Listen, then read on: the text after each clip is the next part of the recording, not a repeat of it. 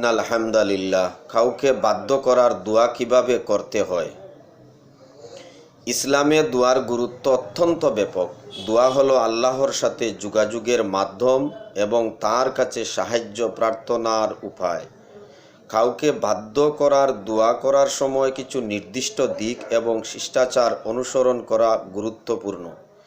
এখানে কাউকে বাধ্য করার দোয়া করার কিছু মূল পদ্ধতি এবং শিষ্টাচার তুলে ধরা হলো। 1 নম্বর, শুদ্ধ নিয়ত।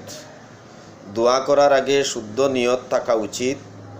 আমাদের উদ্দেশ্য হওয়া উচিত আল্লাহর সন্তুষ্টি অর্জন এবং তার কাছে সাহায্য প্রার্থনা। দোয়া করার সময় হৃদয়ের গভীরতা থেকে সত্যিকার ইচ্ছা প্রকাশ করা প্রয়োজন। 2 নম্বর, তওবা ইস্তেগফার। দোয়া শুরুর আগে আল্লাহর কাছে তওবা ইস্তেগফার করা উচিত। এটি আমাদের পাপ থেকে মুক্তি দেয় এবং আল্লাহর কাছে আমাদের দোয়া গ্রহণযোগ্য করতে সাহায্য করে। 3 নম্বর, আল্লাহর প্রশংসা ও দুরূদ। দোয়া শুরুর আগে আল্লাহর প্রশংসা করা এবং প্রিয় নবী মুহাম্মদ মুস্তাফা সাল্লাল্লাহু আলাইহি ওয়াসাল্লামের উপর দুরূদ পাঠ করা উচিত।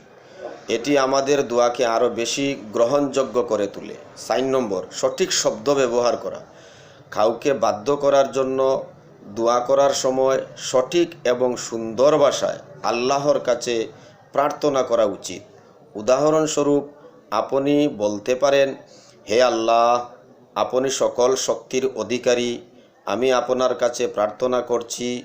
ওই ব্যক্তির নাম ধরবেন, এর হৃদয়ে পরিবর্তন করে দিন এবং তাকে আমার প্রতি অনুকূল করে দিন।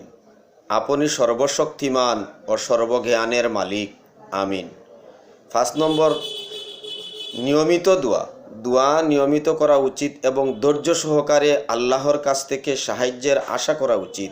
আমাদের বিশ্বাস রাখতে হবে যে আল্লাহ আমাদের দোয়া শুনছেন এবং সঠিক সময়ে সঠিকভাবে প্রতিফলন করবেন।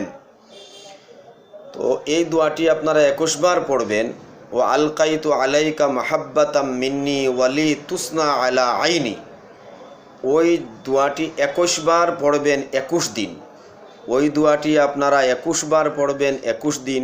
কোনো প্রিয় মানুষের কথা স্মরণ করে করে যে নিয়মগুলা বলে দিলাম আমি, ওই নিয়মে আপনারা 21 দিন ওই আমলটা করতে থাকবেন।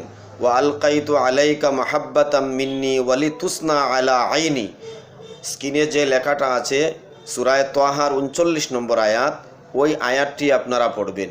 সূরায়ে তাহার 39 নম্বর আয়াত 21 বার 21 দিন আপনারা নিয়মিত পড়ে ওইভাবে দোয়া করবেন আল্লাহর কাছে। ইনশাআল্লাহ আপনার প্রিয় মানুষ আপনার বাধ্য হয়ে যাবে, যদি আমার আল্লাহ চায় তো।